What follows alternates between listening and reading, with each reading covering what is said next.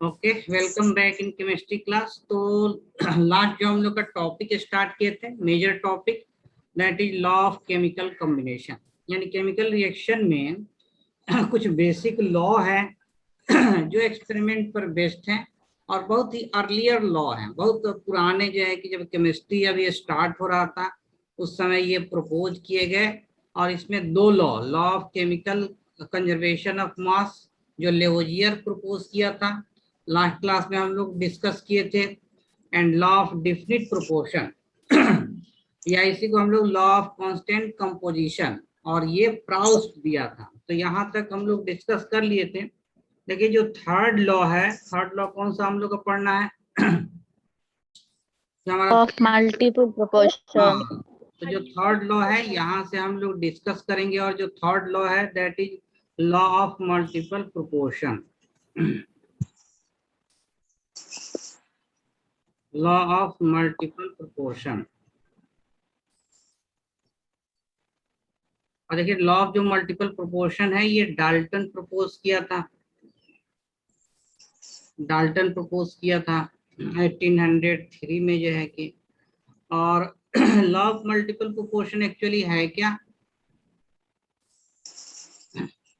देखिए इसमें जो मान लीजिए कोई टू एलिमेंट्स है, टू या मोर एलिमेंट भी हो सकता है, टू एलिमेंट्स हो सकता है, और ये कंबाइन करके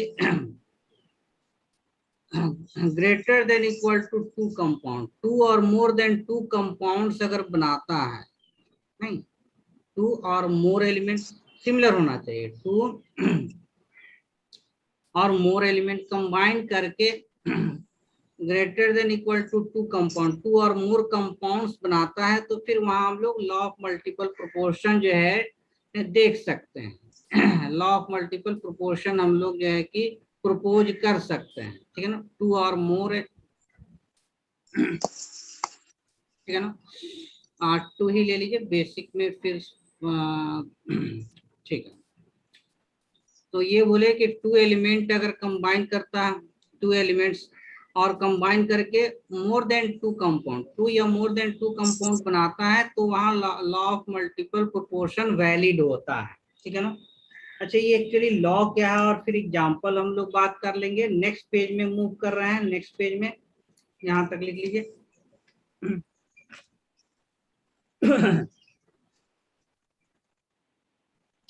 हो गया ना यहाँ तक? हाँ सर। ओके, चलिए यस नेक्स्ट, सर। हाँ नेक्स्ट पेज में हम मूव कर दे रहे हैं। तो देखिए लॉ ऑफ जो मल्टीपल प्रोपोर्शन है ये क्या स्टेटमेंट इसका क्या है या कैसे हम लोग डिफाइन करेंगे?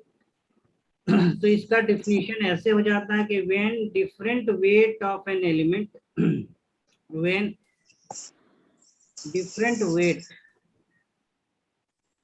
Different weight of an element combine with, combine with fixed, combine with fixed weight of another element, weight of another element, fixed weight of another element, they bear simple whole number ratio, they bear simple whole number ratio, simple whole number ratio। Meaning ये है कि मान लीजिए कोई भी दो element combine करके बहुत सारा कंपाउंड बनाता है, डिफरेंट कंपाउंड बनाता है, तो उसमें एक एलिमेंट का अगर मास हम लोग फिक्स कर दें, फिक्स अमाउंट ले ले, तो दूसरा जो एलिमेंट होगा उसका जो मास का जो रेशियो होगा वो सिंपल होगा। यानी कि कोई भी एलिमेंट सिंपल रेशियो में कंबाइन करता है, simple ratio by mass combine करता है। अब इसका एग्जांपल हम लोग देख लेते हैं, टू द पॉइंट एग्जांपल क्या है। देखिए एग्जांपल जो होगा, एग्जाम्पल से समझते हैं कि मान लीजिए कार्बन और ऑक्सीजन ये दो एलिमेंट है, और कार्बन ऑक्सीजन कंबाइन करके कंपाउंड बना रहा है, ठीक है ना। तो ठीक है ना, when different weight of an element combine with fix weight of an other element, ठीक है ना। कार्बन ऑक्सीजन कंबाइन करके मान लीजिए ये कार्बन और ऑक्सीजन कंबाइन करके क्या बना देंगे, कार्बन मोनोऑक्साइड भी बनाते हैं, और कार्बन ऑक्सीजन कंबाइन करके क्या बनाते हैं, कार्बन डाइऑक्साइड भी बनाते हैं। तो इसमें अगर कार्बन का वेट कितना है, 12 ग्राम है, इसमें भी कार्बन का एक कार्बन एटम है तो कितना ग्राम हो गया, 12 ग्राम हो गया। अब ये जो ऑक्सीजन का इसमें वेट है कितना ग्राम है, 16 ग्राम। और सेकेंड CO2 में ऑक्सीजन का वेट कितना है, ये 32 ग्राम। तो ये क्या कह रहा है कि when different weight of an element, यानी कि डिफरेंट वेट ऑफ ऑक्सीजन, यहाँ देखिए, अब इस क्वेश्चन को समझिए, व्हेन डिफरेंट वेट, सब लोग माइक म्यूट करेंगे, आयशा, हाँ माइक म्यूट करेंगे, आयशा म्यूट, हाँ। ये कह रहे थे कि when different weight of an element, यानी कि different weight of oxygen combined with fixed weight of another element, combined with fixed weight of carbon, 12 gram of carbon, 12 gram of carbon, तो ऑक्सीजन का जो मास का जो रेशियो होगा ये simple ratio follow करेगा, they bear simple whole number ratio. तो oxygen में, ऑक्सीजन का जो रेशियो होगा मास का दोनों कंपाउंड में, कार्बन मोनोऑक्साइड और कार्बन डाइऑक्साइड में, कार्बन मोनोऑक्साइड 16 ग्राम है और कार्बन डाइऑक्साइड में 32 ग्राम है, तो इसका रेशियो क्या है, 1:2 है। तो when different weight of an element, different weight of oxygen combine with fix weight of another element, combine with fix weight of carbon, तो जो ऑक्सीजन का जो मास का जो रेशियो होगा ये सिंपल रेशियो होगा, ये 1:2 होगा। This is known as law of multiple proportion. कि कोई एलिमेंट जो है ना, इसको ऐसे भी समझ सकते हैं कि कोई फिक्स एलिमेंट है, फिक्स अमाउंट है, किसी एलिमेंट का अगर अमाउंट फिक्स कर देंगे तो जो अनदर एलिमेंट है ना डिफरेंट रेशियो में इससे कंबाइन करता है, डिफरेंट रेशियो में कंबाइन करता है, और ये रेशियो क्या होना चाहिए, सिंपल होना चाहिए। जैसे ऑक्सीजन यहाँ डिफरेंट 16 ग्राम कंबाइन कर रहा है, यहाँ 32 ग्राम कंबाइन कर रहा है, लेकिन इसका रेशियो हमेशा सिंपल होगा। This is known as law of multiple proportion. यहाँ तक क्लियर है? Sir, please repeat it. देखिए रिपीट बस डिफिनीशन को करना है बस बार बार, कि क्या कह रहे हैं, different weight of an element, इसका एग्जांपल क्या होगा, डिफरेंट वेट ऑफ ऑक्सीजन, ये कंबाइन कर रहा है fix weight of another element, combine कर रहा है fix weight of carbon to form two different compound CO and CO2। बात समझाया? तो इसमें कार्बन का वेट क्या है, फिक्स है, ऑक्सीजन का वेट क्या है, वेरी कर रहा है, डिफरेंट वेट है, लेकिन ये डिफरेंट जो वेट होगा ऑक्सीजन का ये सिंपल रेशियो होगा, नहीं, इसी को कहते हैं मल्टीपल प्रोपोर्शन, कि एक एलिमेंट का अमाउंट क्या है, फिक्स है, कांस्टेंट है, और दूसरे एलिमेंट का अमाउंट क्या है, मल्टीपल प्रोपोर्शन में है, 16 है, 32 है, या मल्टीपल प्रोपोर्शन में है। लेकिन ऑक्सीजन का जो वेट होगा वो सिंपल रेशियो होगा, 16:3 जो है 1:2, यानी कि डिफरेंट कंपाउंड में जो ऑक्सीजन का जो रेशियो होगा ये सिंपल रेशियो है, अमाउंट फिक्स नहीं है, अमाउंट वेरी कर रहा है, इसी को कहते हैं मल्टीपल प्रोपोर्शन। कार्बन फिक्स है, ऑक्सीजन डिफरेंट मल्टीपल प्रोपोर्शन में है, डिफरेंट मल्टीपल्स में है, लेकिन ऑक्सीजन का जो मास है वो उसका रेशियो सिंपल है। ये है law of definite proportion. Clear है? Okay, sir. तो ये Yes, sir. सामने डिफिनीशन, सामने एग्जांपल, बस डिफिनीशन को एग्जांपल से मैच करना है। Different weight of an element यानी different weight of oxygen combine with fix weight of an element combine with fix weight of carbon. तो इस कार्बन का तो वेट तो फिक्स है और ऑक्सीजन का वेट क्या कर रहा है, वेरी कर रहा है, यानी इसी कहते हैं डिफरेंट मल्टीपल, डिफरेंट मल्टीपल में है। और ये जो ऑक्सीजन का वेट है ये सिंपल रेशियो में होगा, सिंपल होल नंबर रेशियो में होगा, यही कहता है लॉ ऑफ मल्टीपल प्रोपोर्शन। तो कोई भी दो एलिमेंट अगर कंबाइन करके, सर ये फर्स्ट पेज है, बोलिए। सर ये फर्स्ट पेज है, ये सेकंड पेज है, ये सेकंड, फर्स्ट ही पेज है, first, sorry second page, first page आपका ये था, फर्स्ट पेज। Okay sir. तो ये लॉ ऑफ, अच्छा, तो लॉ ऑफ मल्टीपल प्रोपोर्शन कब कब वैलिड होता है, लॉ ऑफ मल्टीपल प्रोपोर्शन कब हम लोग ये वैलिड होता है, तो जब टू एलिमेंट कंबाइन करके डिफरेंट कंपाउंड बनाता है। देखिए कार्बन ऑक्सीजन कंबाइन करके कार्बन मोनोऑक्साइड भी बना सकता है, कार्बन ऑक्सीजन कंबाइन करके कार्बन डाइऑक्साइड भी बना सकता है। तो इस केस में law of multiple proportion valid होगा, एक का अमाउंट फिक्स होगा, दूसरे का अमाउंट क्या होगा, मल्टीपल प्रोपोर्शन में होगा, डिफरेंट रेशियो में होगा, डिफरेंट रेशियो में होगा, लेकिन उसका जो रेशियो होगा वो सिंपल रेशियो होगा। ये तो लॉ ऑफ मल्टीपल प्रोपोर्शन का जो एग्जांपल है कि carbon monoxide and carbon dioxide, ये लॉ ऑफ मल्टीपल प्रोपोर्शन को फॉलो करते हैं क्योंकि दोनों सेम एलिमेंट। उसी तरह बहुत सारा एग्जांपल है, sulphur dioxide and sulphur trioxide, ये भी लॉ ऑफ मल्टीपल प्रोपोर्शन को फॉलो करेगा क्योंकि दोनों सल्फर और ऑक्सीजन से बना हुआ है।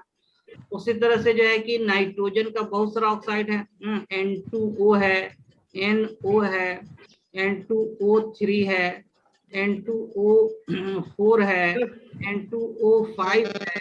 ये सारा का सारा जो है कि नाइट्रोजन और ऑक्सीजन के कंबाइन करके बने हुए हैं, नाइट्रोजन और ऑक्सीजन से कंबाइन करके बने हुए हैं। तो ये सारा जो है कम एग्जांपल, ये भी जो है लॉ ऑफ मल्टीपल प्रोपोर्शन, ये भी ये फॉलो कर रहा है, example of law of multiple proportion का एग्जांपल हुआ कि जब दो एलिमेंट कंबाइन करके डिफरेंट कंपाउंड बनाते हैं, दो एलिमेंट कंबाइन करके डिफरेंट कंपाउंड बनाते हैं, दो एलिमेंट कंबाइन करके डिफरेंट कंपाउंड बनाते हैं, ठीक है ना। ये आइसोटोप्स के लिए भी वैलिड होता है, ये law of multiple proportion isotopes के लिए। फॉर एग्जांपल मान लीजिए H2O है और D2O है, ठीक है ना।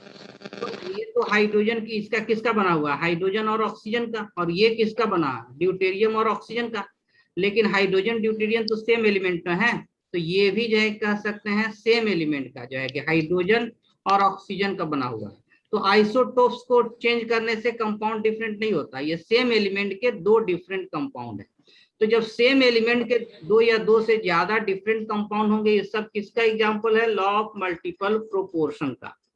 देखिए एक थ्योरेटिकल क्वेश्चन यहाँ बनता है, उस क्वेश्चन को हम लिखते हैं, which illustrate an example of law of multi. Question ऐसा होता है कि विच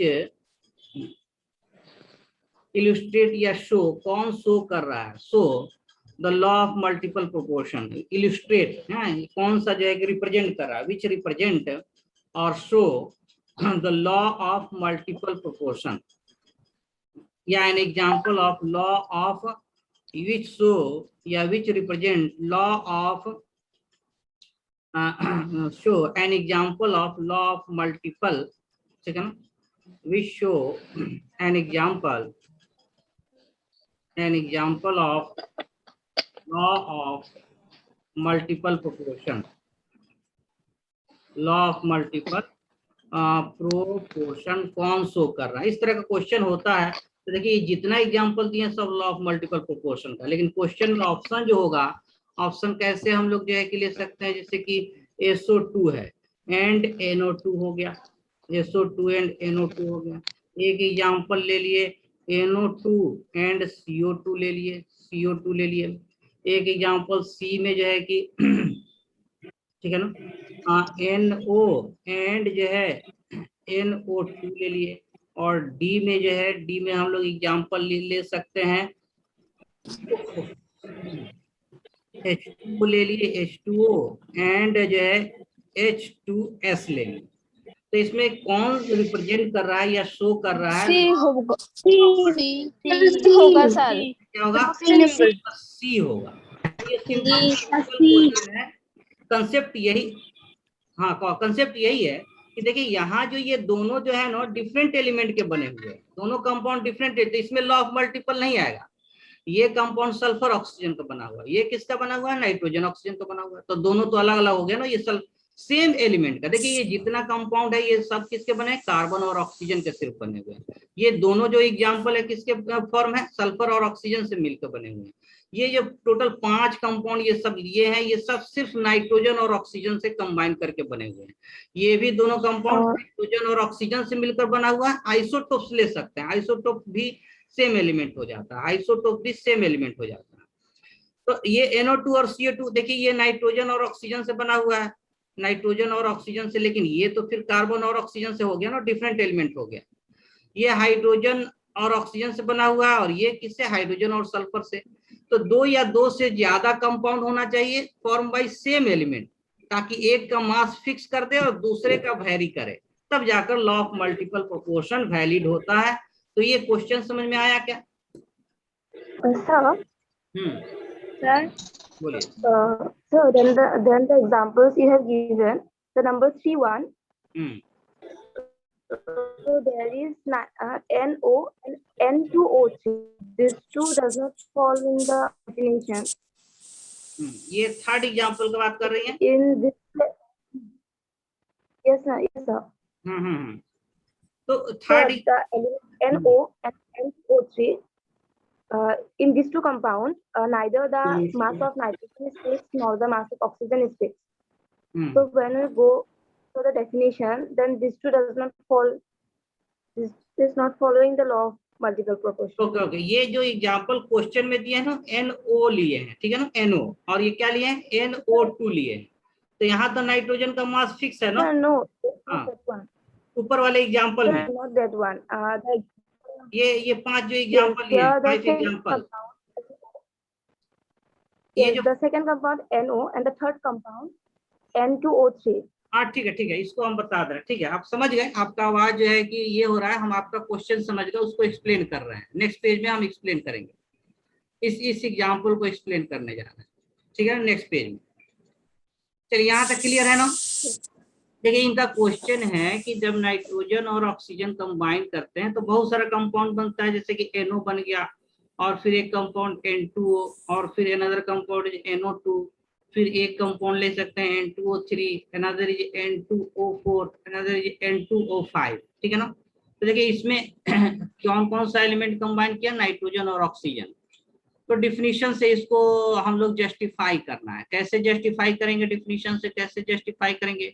देखिए, एक नाइट्रोजन है और दूसरा क्या है, ऑक्सीजन है। नाइट्रोजन को हम लोग 2 बार लिख लिए। अब क्या है कि देखिए, इसमें फर्स्ट वाले एग्जांपल में नाइट्रोजन कितना है, 14 ग्राम है, और ऑक्सीजन कितना, 1 एटम है ना ऑक्सीजन का, तो ये कितना ग्राम है, 16 ग्राम है।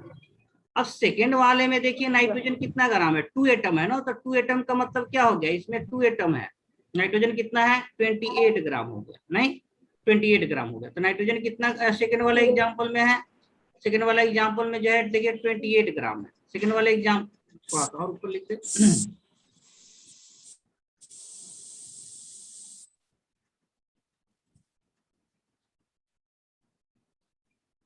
देखिए, इसमें ये कह रहे थे कि नाइट्रोजन और ऑक्सीजन जो है कि दिया हुआ है, तो इस फर्स्ट वाले एग्जाम्पल में नाइट्रोजन कितना है, 14 ग्राम है, और ऑक्सीजन कितना है, जो है कि ऑक्सीजन जो है कि हमारा 16 ग्राम है, तो 16 ग्राम है, ठीक है ना, यहाँ तक क्लियर है। अब सेकेंड वाला एग्जाम्पल में देखिए, सेकेंड वाला एग्जाम्पल में हम ये कह रहे हैं कि नाइट्रोजन 2 एटम है और ऑक्सीजन कितना है, 1 एटम है। नाइट्रोजन कितना है, 28 ग्राम है, ऑक्सीजन कितना है, 16 ग्राम है। तो इसमें मान लीजिए हम लोग नाइट्रोजन के वेट को फिक्स कर दे रहे हैं, नाइट्रोजन के वेट को क्या कर रहे हैं, फिक्स कर दे रहे हैं। मान लीजिए ये 14 ग्राम ले रहे हैं, तो इसमें सेकेंड वाले में क्या है, नाइट्रोजन तो 28 ग्राम है, तो इसको 14 ले लेना होगा इसको कांस्टेंट करने के लिए। तो 28 ग्राम किससे रिएक्ट कर रहा है, 16 ग्राम से, इसलिए इसका जब हाफ करेंगे 14 ग्राम, तो ये कितना से रिएक्ट करेगा, 8 ग्राम से। तो फिर यहाँ पर है 28 ग्राम, लेकिन इसको कांस्टेंट करना है तो 14 ले लेंगे। तो ये कहने का मतलब नाइट्रोजन जब 28 ग्राम है तो ऑक्सीजन 16 ग्राम है, तो नाइट्रोजन हाफ करेंगे तो ऑक्सीजन भी हाफ हो जाएगा, तो ऑक्सीजन का इसमें अमाउंट कितना होगा, 8 ग्राम होगा, ऐसे लेना होगा। अब देखिए, यहाँ नाइट्रोजन तो 14 ग्राम है, कोई दिक्कत नहीं है, तो ऑक्सीजन कितना है, 32 ग्राम है। यहाँ नाइट्रोजन देखिए 2 एटम है, यानी 28 ग्राम है, 28 ग्राम जो है 3 ऑक्सीजन से जो है क्रिएट करेगा, 3 इंटू जो है कि 16, ये जो है कि 48 ग्राम। लेकिन इसको अमाउंट को अगर हम फिक्स कर दे, 14 कर दे, हाफ कर दे, तो ये भी कितना हो जाएगा, 24 हाफ हो जाएगा। तो अगर इसमें ऑक्सीजन नाइट्रोजन तो 28 है, लेकिन हमको तो कांस्टेंट कर रहा है ना, एक का एलिमेंट को कांस्टेंट करना है, तो जिसको 40 करेंगे, हाफ करेंगे, तो ऑक्सीजन भी हाफ हो जाएगा, यानी कि 24 ग्राम हो जाएगा। देखिए N2O4 यहाँ भी 28 है, लेकिन इसको 14 करना है, तो इसमें जो ऑक्सीजन का जो है वेट है हाफ हो जाएगा, यानी कि इसमें 32 ग्राम हो जाएगा। देखिए, इसमें ऑक्सीजन 28 ग्राम, इसको हाफ करना है, तो इसमें भी ऑक्सीजन का जो है कि अमाउंट क्या हो जाएगा, जो है हाफ हो जाएगा, हाफ हो जाएगा, ठीक है ना। 28 जो है कि 80, तो ये हमारा 40 हो जाएगा। तो इस तरह से अगर कांस्टेंट है तो ठीक है, अदरवाइज अगर कांस्टेंट नहीं है तो उसको कांस्टेंट लेंगे, सॉरी, अगर कांस्टेंट नहीं है तो उसको कांस्टेंट लेना होगा, ठीक है ना, कांस्टेंट बनाना है, यूनिट मेथड के हिसाब से कांस्टेंट बनाना है, यानी उसी रेशियो में फिर ऑक्सीजन का अमाउंट कितना यूज होगा ये देखना है। तो अब यहाँ पर फिर लॉ ऑफ मल्टीपल प्रोपोर्शन हम लोग करेंगे कि जब 2 एलिमेंट कंबाइन करके डिफरेंट कंपाउंड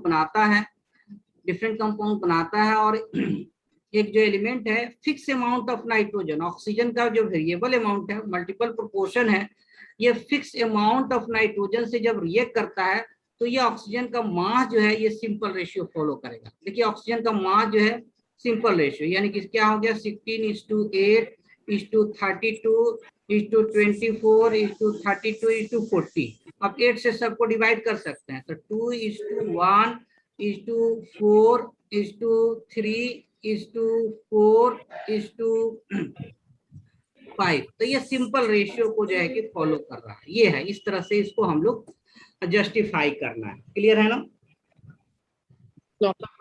हाँ, जब बहुत सारे एलिमेंट हो और वेरिएबल दोनों का मास वेरिएबल हो, तो फिर उसमें एक को कांस्टेंट करके उसके रेस्पेक्ट में दूसरे का अमाउंट हम लोग मॉनिटर करते हैं, और फिर इसमें देखते हैं कि सिंपल रेशियो फॉलो करता है। तो this is law of multiple proportion. चलिए नेक्स्ट लॉ हम लोग का कौन था? Fourth law.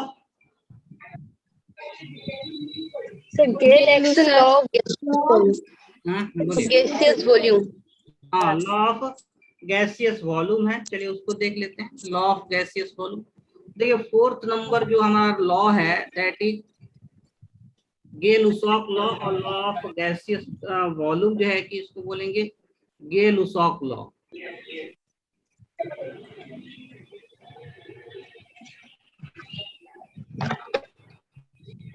ठीक है ना? द नेक्स्ट लॉ है that is Gay Lussac law. Gay Lussac law, law of Gay Lussac law of gaseous volume. Gaseous volume ये गे-लुसाक दिया था, और देखिए इसमें सिंपल है या law of combining volume, Gay Lussac law of combining gaseous volume. तो ये गे-लुसाक प्रपोज किया था, और इसमें सबसे इंपॉर्टेंट बात ये है कि ये गैसियस कंपाउंड के लिए ही वैलिड है। गैसियस कंपाउंड के लिए ही वैलिड है, ओनली फॉर गैसियस कंपाउंड। ठीक है ना? अच्छा, इसको पहले एग्जाम्पलीफाई कर देते हैं, फिर डिफाइन कर लेंगे हम लोग। कि मान लीजिए कोई रिएक्शन है, गैसियस कंपाउंड का रिएक्शन है।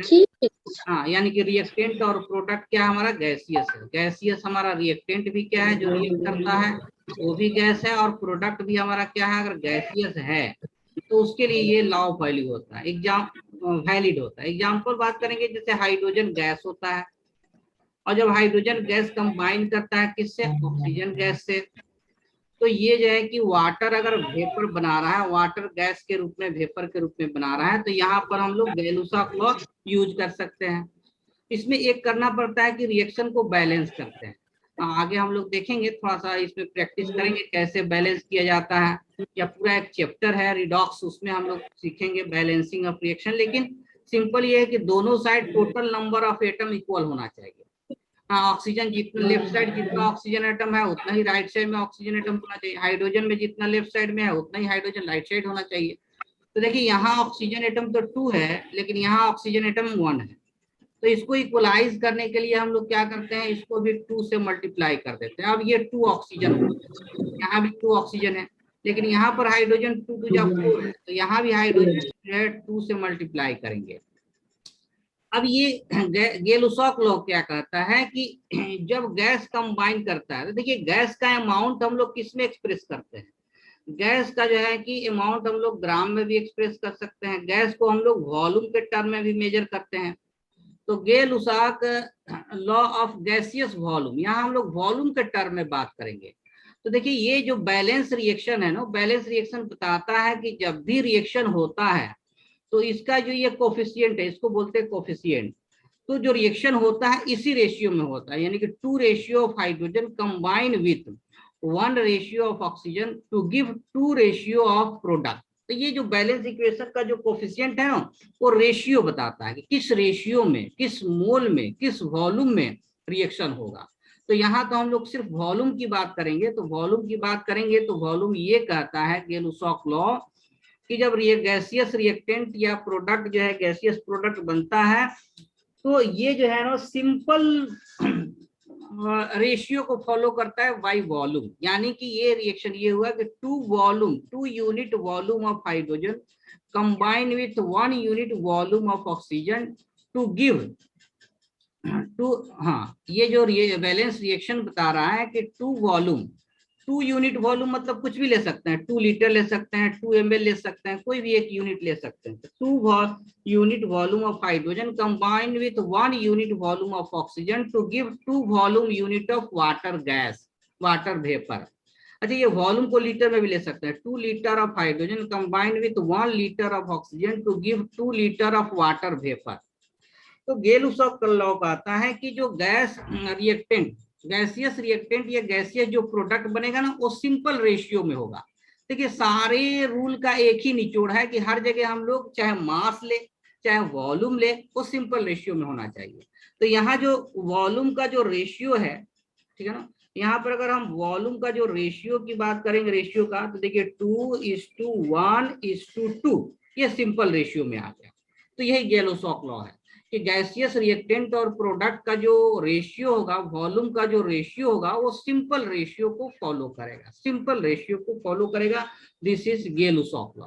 तो गेल-लुसॉक लॉ गैस के लिए है और वॉल्यूम से रिलेटेड है, और कहता है रिएक्टेंट और प्रोडक्ट अगर गैसियस है तो उनका वॉल्यूम जो है सिंपल रेशियो में होगा। This is known as Gay Lussac law. इसको हम लोग डिफाइन कर ले रहे हैं नेक्स्ट पेज में। चलिए नेक्स्ट पेज में इसको डिफाइन कर देते हैं। देखिए, गेल-लुसॉक लॉ क्या कहता है कि व्हेन सर, हाँ सर उसके पहले वाला जो पेज था ना, ये एक बार लाइए ना। ये वाला पेज 4 नंबर गेल-लुसॉक लॉ। उसके पहले जो था सर, सर उसके पहले जो पेज था ना। हाँ, हो गया सर। सर, बोलिए। सर मुझे गैसियस वॉल्यूम वाला पेज दिखाइए ना। हाँ हाँ,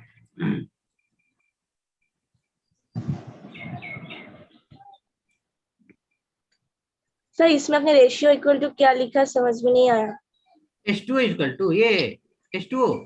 नहीं सर, रेशियो नीचे जो लिखा है एकदम, अच्छा, रेशियो जो लिखे हैं, समझ नहीं आया।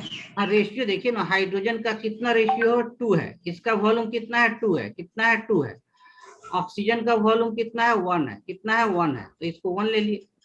और जो प्रोडक्ट बन रहा है इसका वॉल्यूम कितना है, 2 है। कितना है, 2 है, तो इसको 2 ले लिए। तो ये रेशियो हो गया। वॉल्यूम का रेशियो लेना है। जो रिएक्टेंट प्रोडक्ट में जो वॉल्यूम है, ये देखिए ना, ये रेशियो होता है। ये 2 वॉल्यूम है तो ये 1 वॉल्यूम है, तो ये 2 वॉल्यूम है। यानी वॉल्यूम का मतलब कुछ भी हो सकता है, लीटर ले सकते हैं, ml ले सकते हैं। तो 2 litre hydrogen always combine with 1 litre of oxygen to give 2 litre of water vapour, ऐसा है। तो वॉल्यूम का जो रेशियो है रिएक्टेंट और प्रोडक्ट का, ये कितना है, 2:1:2, सिंपल रेशियो है। ये सिंपल रेशियो है। Okay sir. तो इसको हम लोग डिफाइन कैसे कर लेंगे? डिफाइन देखिए नेक्स्ट पेज में कर ले रहे हैं कि when gaseous react with each other, when gases, इसको ऐसे डिफाइन कर सकते हैं कि when gases react with each other,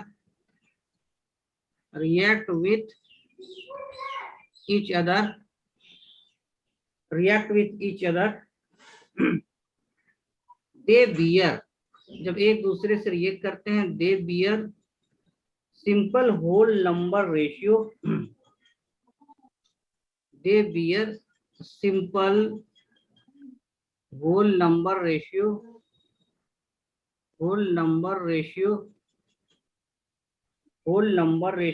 with one another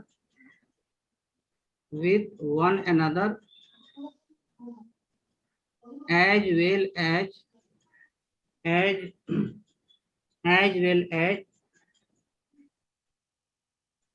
with the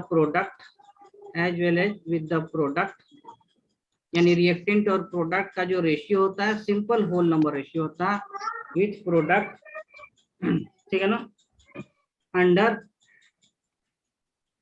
standard temperature and pressure, under condition of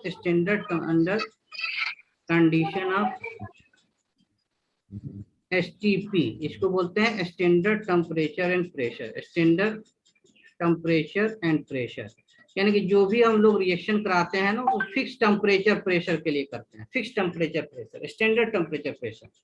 तो कह रहे हैं when gaseous react with each other, एक दूसरे से रिएक्ट करते हैं तो simple whole number ratio follow करते हैं, एक दूसरे से भी और प्रोडक्ट के साथ भी। जैसे हाइड्रोजन है और ये कंबाइन करता है ऑक्सीजन गैस से और टू गिव वाटर वेपर। तो देखिए इसमें जो रेशियो है, ये जो कोफिशिएंट होता है ना, ये रेशियो बताता है। किसका रेशियो बताता है? तो ये मोल का भी बताता है, मॉलिक्यूल का भी बताता है, वॉल्यूम के भी बताता है। ये जो कोफिशिएंट है, ये 2 है ना, ये इसको कहते हैं कोफिशिएंट, जो कांस्टेंट है। ये आगे हम लोग पढ़ेंगे मोल क्या होता है, मोल का भी रेशियो बताता है, मॉलिक्यूल का भी रेशियो बताता है और वॉल्यूम का भी रेशियो बताता है। यानी कि किस रेशियो में कंबाइन करते हैं, जिसमें कंसीडर कीजिए अगर गैस है तो वॉल्यूम के रूप में ले सकते हैं, वॉल्यूम के रूप में भी ले सकते हैं। ये इसका मतलब है कि 2 molecule of hydrogen combine with 1 molecule of oxygen to give 2 molecule of water. या इसको ऐसे भी कहेंगे कि 2 mole of hydrogen combine with 1 mole of oxygen to give 2 mole of water. या इसको ऐसे भी कहेंगे 2 volume unit of hydrogen combine with 1 unit volume of oxygen to give 2 unit volume of water vapour. Unit या कुछ volume का unit यहाँ कुछ भी ले सकते हैं। फॉर एग्जांपल मान लीजिए 2 litre of hydrogen combine with 1 litre of oxygen to give 2 litre of water vapour. तो यहाँ जो वॉल्यूम का जो रेशियो है ये क्या है, 2:1:2 है। तो यही कर रहा है when gases react with each other, they जब एक दूसरे से रिएक्ट करते हैं उनका they bear simple whole number ratio, उनका जो रेशियो होता है सिंपल होल नंबर होता है। किसके टर्म में? वॉल्यूम के टर्म में यहाँ बात कर रहा है। सिंपल होल नंबर रेशियो होता है किसके साथ? एक दूसरे के साथ और प्रोडक्ट के साथ भी। 2:1:2, एक दूसरे के साथ भी और प्रोडक्ट के साथ भी सिंपल रेशियो होता है किसका? वॉल्यूम का, जब गैसेस रिएक्ट करके गैसियस प्रोडक्ट बनाते हैं। तो this is known as Gay Lussac law. ठीक है, देखिए नेक्स्ट जो लॉ है हम लोग का, दैट इज लॉ ऑफ, हाँ बोलिए सर। आप जो सेकंड पेज एक बार दिखा सकते हैं क्या? वहाँ पे पूछना है कुछ। Previous second page sir. एक मिनट ले लीजिए।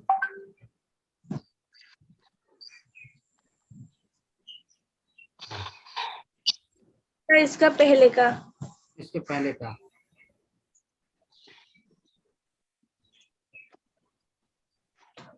सर इसके पहले।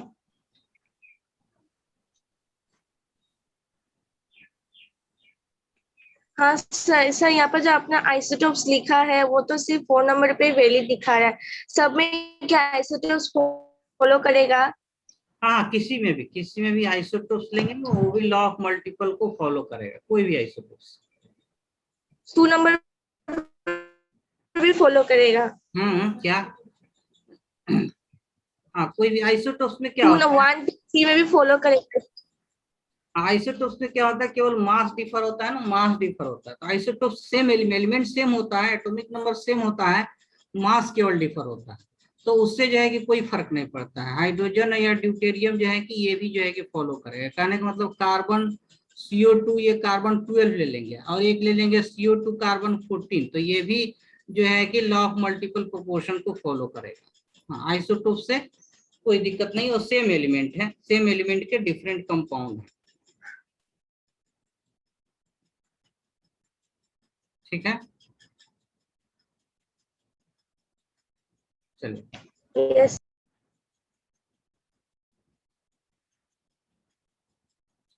तो ये था गे-लुसॉक लॉ। नेक्स्ट हम लोग बात करेंगे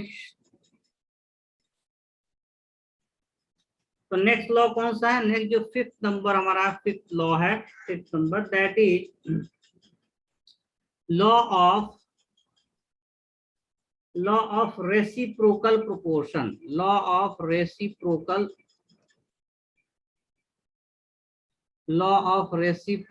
proportion. Law of reciprocal proportion, ठीक है।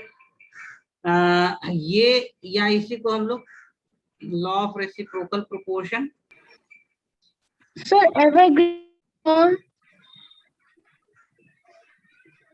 लॉ ऑफ रेसिप्रोकल प्रोपोर्शन, या इसी को हम लोग लॉ ऑफ इक्विवेलेंट प्रोपोर्शन कहेंगे। हाँ बोलिए सर। एवोगैड्रो लॉ भी है ना? हाँ हाँ 6 नंबर में वही पढ़ेंगे, law of equivalent proportion, law of equivalent proportion. और ये कौन किसके द्वारा दिया गया था? रीचर, रीचर जो साइंटिस्ट है, रीचर, गिवन बाय रीचर, इन है कि रीचर के द्वारा दिया गया इन 1792, ठीक है, गिवन बाय रीचर इन 1792 में दिया गया था, ठीक है ना। और लॉ ऑफ रेसिप्रोकल प्रोपोर्शन क्या कहता है? ये भी रेशियो की बात करता है। देखिए जितना भी बेसिक लॉ है वो बस एक ही बात करते हैं कि कम एलिमेंट जब कंबाइन, तो हम लोग माइक म्यूट करेंगे। तो हम बात कर रहे थे कि लॉ ऑफ जो रेसिप्रोकल प्रोपोर्शन है या लॉ ऑफ इक्विवेलेंट प्रोपोर्शन है, ये रीचर दिया था 1792 में। और जितने भी बेसिक लॉ हैं वो जनरली सिंपल रेशियो की बात करते हैं, या तो simple ratio by mass, simple ratio by volume, ठीक है ना, सिंपल रेशियो की ही बात सब में जो है कि देख रहे हैं, यानी कि जो भी कम एलिमेंट कंबाइन करते हैं सिंपल रेशियो में कंबाइन करते हैं, ठीक है ना। तो लॉ ऑफ रेसिप्रोकल प्रोपोर्शन या लॉ ऑफ इक्विवेलेंट प्रोपोर्शन जो है इसको डिफाइन कर लेते हैं, फिर एग्जाम्पल उसको जो है कि हम लोग डिस्कस कर लेंगे। पहले इसका डिफाइन कर लेते हैं, स्टेटमेंट इसका क्या है। तो देखिए जो लॉ ऑफ रेसिप्रोकल प्रोपोर्शन का जो स्टेटमेंट है, ठीक है ना, कि व्हेन टू डिफरेंट एलिमेंट, इसको कैसे डिफाइन कर सकते हैं? When two different element, when two different element combine with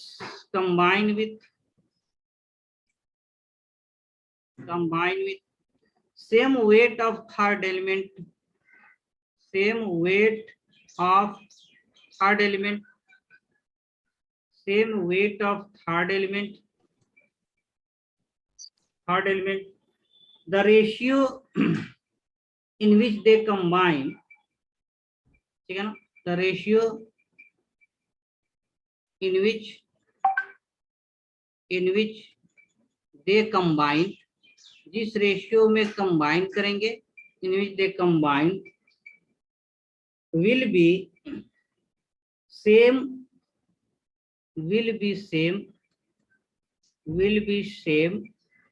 होगा, और some simple multiple या फिर मल्टीपल में होगा, सिंपल मल्टीपल में होगा, सेम और simple multiple in which they combine with each other, simple multiple in which they combine with each other, ठीक है ना। इसको एग्जाम्पल से समझते हैं तब फिर क्लियर होगा। तो एग्जाम्पल को फिर डिफिनीशन से हम लोग जो है कि कोरिलेट करेंगे। देखिए इसमें क्या कह रहा है कि जब टू डिफरेंट एलिमेंट कंबाइन करता है same weight of third element से। फॉर एग्जाम्पल मान लीजिए एक हमारा जो है कि कॉम्बिनेशन हो रहा है जो है कि हाइड्रोजन जो है, और ये कंबाइन कर रहा है किससे? ऑक्सीजन से। जब हाइड्रोजन ऑक्सीजन से कंबाइन करेगा तो ये हाइड्रोजन पेरोक्साइड बन जाता है। और फिर एक एग्जांपल लेते हैं जिसमें सल्फर है, और सल्फर मान लीजिए कंबाइन कर रहा है ऑक्सीजन से, तो इसमें ये क्या बन जाएगा? सल्फर डाइऑक्साइड बन जाएगा। थोड़ा सा और सा शिफ्ट कर दे मिडिल में, क्योंकि दो रेशियो एक साथ। ये कह रहे थे कि हाइड्रोजन जो है ये कंबाइन कर रहा है, हाइड्रोजन किससे कंबाइन कर रहा है? ऑक्सीजन से, और ये क्या बना दे रहा है? हाइड्रोजन पेरोक्साइड बनेगा। और फिर ये कहें कि सल्फर है, और सल्फर भी किससे कंबाइन कर रहा है? ऑक्सीजन से, और ये सल्फर डाइऑक्साइड बन गया। तो देखिए फिर डिफिनीशन देखिए कि टू डिफरेंट एलिमेंट यानी कि hydrogen and sulphur combine with same weight या अमाउंट ऑफ थर्ड एलिमेंट। देखिए थर्ड एलिमेंट ऑक्सीजन है, तो इसमें भी ऑक्सीजन क्या है? किस फॉर्म में है? O2 है। इसमें भी ऑक्सीजन क्या है आपका, क्या है ऑक्सीजन है O2 है, यानी ऑक्सीजन का अमाउंट दोनों में कितना है, इसमें भी 32 ग्राम ऑक्सीजन है O2, यहाँ भी 32 ग्राम ऑक्सीजन से कंबाइन कर रहा है। तो ये कह रहा है कि when two different element hydrogen और sulphur, when two different element यहाँ क्या है hydrogen, for example hydrogen and sulphur, when two different element for example hydrogen and sulphur, hydrogen और सल्फर दो different element combine with same amount of third element, same amount of third element, यहाँ third element हम लोग क्या ले रहे हैं oxygen से कंबाइन कर रहे हैं, when two different element that is hydrogen and sulphur combine with same amount of third element, combine with 32 gram of oxygen, third element 32 gram of oxygen से कंबाइन कर लिए। तो अब इस दोनों कंपाउंड में हाइड्रोजन और सल्फर का जो रेशियो है, हाइड्रोजन और सल्फर का रेशियो वो कितना है बाय मास, तो 2 ग्राम ऑक्सीजन है और 32 ग्राम सल्फर है, और ये रेशियो क्या है सिंपल है 1:2 जो है कि 16 है, 1:16 है। अब ये कह रहा है कि अगर ये दोनों डिफरेंट एलिमेंट कंबाइन करके एक थर्ड, हाँ ये दोनों आपस में कंबाइन करते हैं, नहीं अगर ये दोनों डिफरेंट एलिमेंट आपस में कंबाइन करते हैं तो ये क्या बन जाएगा H2S बन जाएगा। तो इसमें भी हाइड्रोजन और सल्फर का जो रेशियो है ये कितना है 2:32, यानी कि 1:16 है।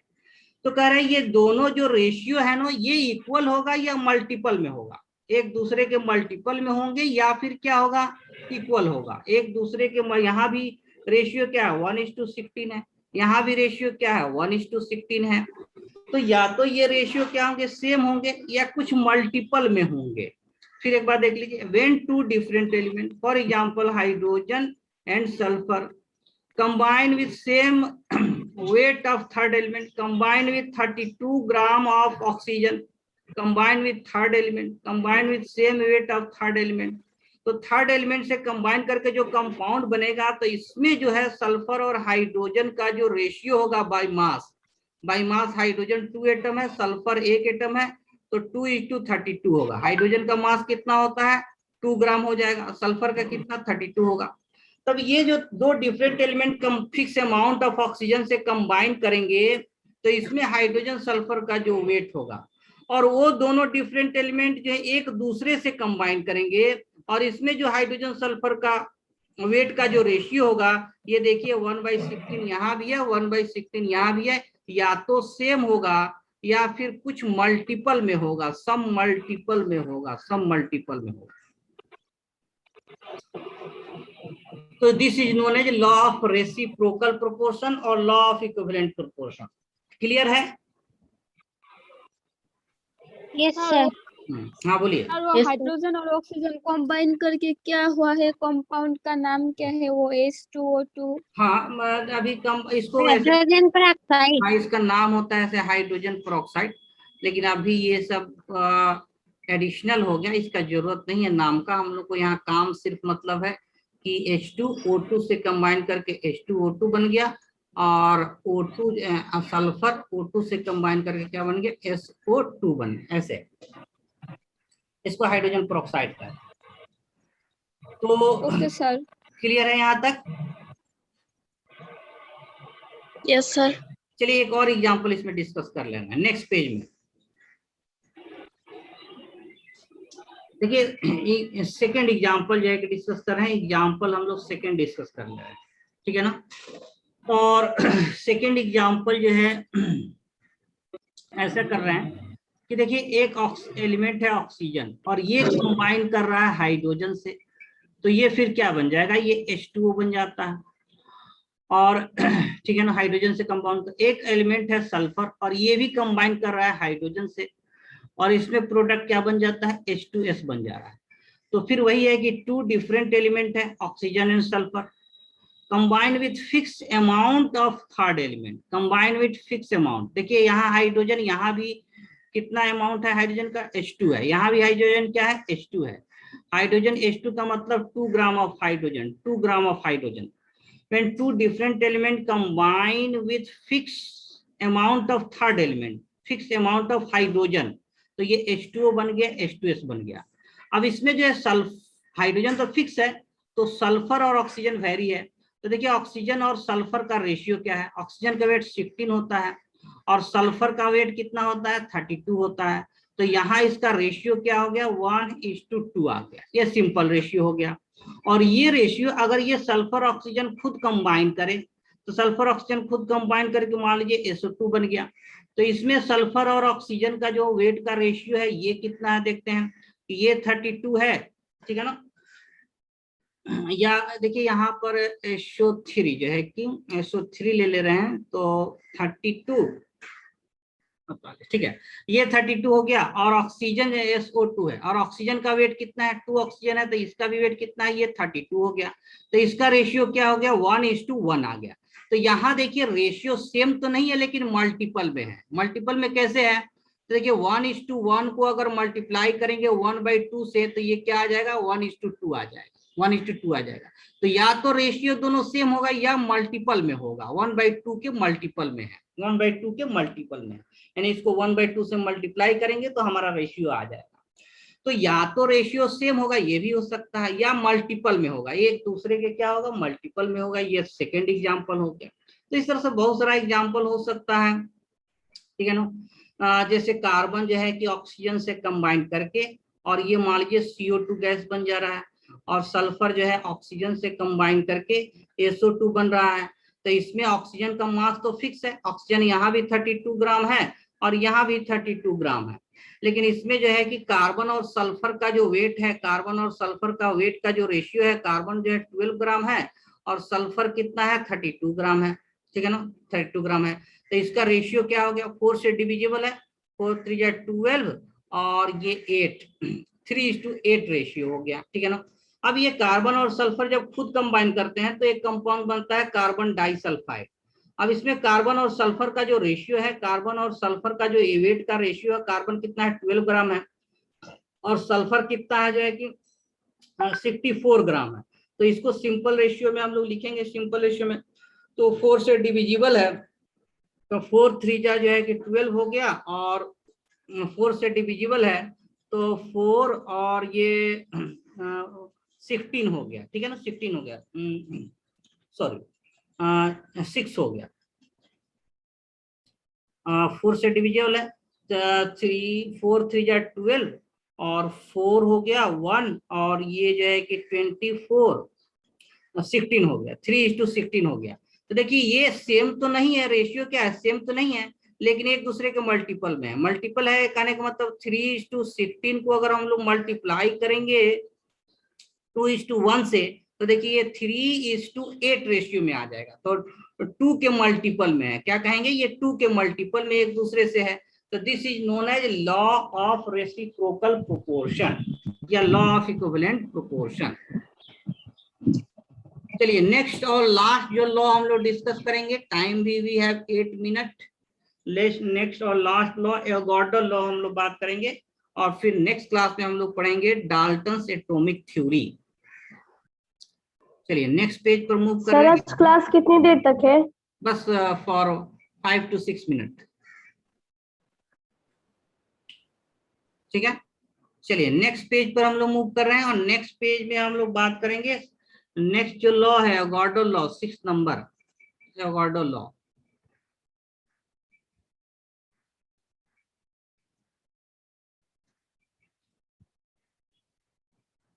एवोगाड्रो लॉ,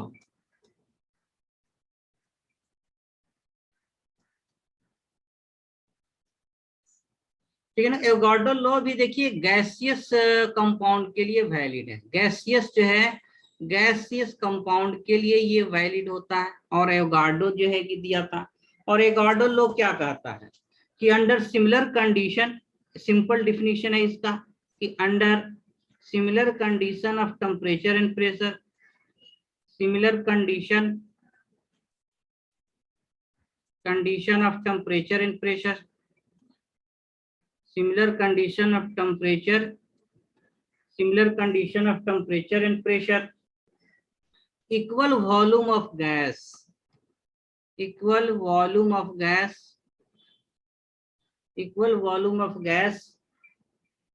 है ना। under similar condition equal volume of gas have equal या contain equal number of molecule, contain equal number of molecule, contain equal number of molecules, ठीक है ना। कहने का मतलब मान लीजिए एग्जाम्पल से इसको समझते हैं कि मान लीजिए 2 कंटेनर है, ठीक है ना, 2 कंटेनर और दोनों का वॉल्यूम सेम है, यानी कि इसका भी वॉल्यूम V है और इसका भी वॉल्यूम V है, और टेम्परेचर भी सेम है, टेम्परेचर इसका भी T है, टेम्परेचर इसका भी T है, प्रेशर भी सेम होना चाहिए, प्रेशर P है और प्रेशर P है। तो अगर इसमें ऑक्सीजन गैस है और इसमें हाइड्रोजन गैस है, ठीक है ना, तो अगर वॉल्यूम सेम हो, टेम्परेचर और प्रेशर सेम हो, तो नंबर ऑफ मॉलिक्यूल भी क्या होगा, सेम होगा। तो इसमें जो है कि नंबर ऑफ मॉलिक्यूल भी क्या होगा, सेम होगा, दोनों में नंबर ऑफ मॉलिक्यूल क्या होगा, इक्वल होगा। तो ये नंबर ऑफ मॉलिक्यूल, इसी को कहते हैं कि वॉल्यूम जो है, जितना वॉल्यूम होगा उतना मॉलिक्यूल होगा। वॉल्यूम डायरेक्टली प्रोपोर्शनल टू किसके होगा, मॉलिक्यूल के होगा, volume directly proportional two molecule होगा। तो कि अगर वॉल्यूम इक्वल है तो मॉलिक्यूल्स भी क्या होगा, इक्वल होगा। अगर ऑक्सीजन का जो है कि 100 मॉलिक्यूल है, तो हाइड्रोजन का भी मॉलिक्यूल कितना होगा, 100 होगा, इक्वल नंबर ऑफ मॉलिक्यूल होगा। तो under similar condition of temperature pressure, अगर टेम्परेचर प्रेशर सेम है दोनों और वॉल्यूम अगर सेम है, वॉल्यूम सेम है, तो नंबर ऑफ मॉलिक्यूल, चाहे गैस कुछ भी हो, मान लीजिए यहाँ ऑक्सीजन भी ले सकते हैं, हाइड्रोजन भी ले सकते हैं, कार्बन डाइऑक्साइड भी ले सकते हैं, NO2, कोई भी गैस हो, मोनो एटॉमिक हो, डाई एटॉमिक हो, ट्राई एटॉमिक हो, उसका जो नंबर होगा वो सेम होगा, नंबर ऑफ जो गैस होगा वो सिमिलर होगा अगर वॉल्यूम इक्वल है तो this is known as Avogadro law. तो ये हम लोग का बेसिक जो लॉ है, लॉ ऑफ केमिकल कॉम्बिनेशन, जिसमें हम लोग we discuss law of conservation of mass, law of definite proportion या constant composition, multiple law of multiple proportion, Gay Lussac law, law of reciprocal proportion and Avogadro law. तो ये हम लोग का basic law of chemical combination जो है कि यहाँ खत्म हुआ। नेक्स्ट क्लास में हम लोग न्यू टॉपिक पढ़ेंगे, डाल्टन्स एटॉमिक थ्योरी, और डाल्टन्स एटॉमिक थ्योरी पढ़ने के बाद से हम लोग atomic mass, gram atomic mass, average mass, formula mass, mole concept, stoichiometric of reaction, molarity, normality, ये सब डिस्कस करना है इस चैप्टर में। तो यहाँ तक क्लियर है? कुछ हाँ बोलिए। सर हमारा कॉलेज कब खुलेगा? 1 सितंबर से तो वो चल रहा है हाँ। खुलने का, लेकिन देखिए कब से खुला। हाँ सर बोलिए। गेलुसक लॉ में ऑक्सीजन का, सर गेलुसक लॉ में गैस का वॉल्यूम हर वक्त 1 होगा क्या? गेलुसक लॉ में गैस का वॉल्यूम क्या कहना था?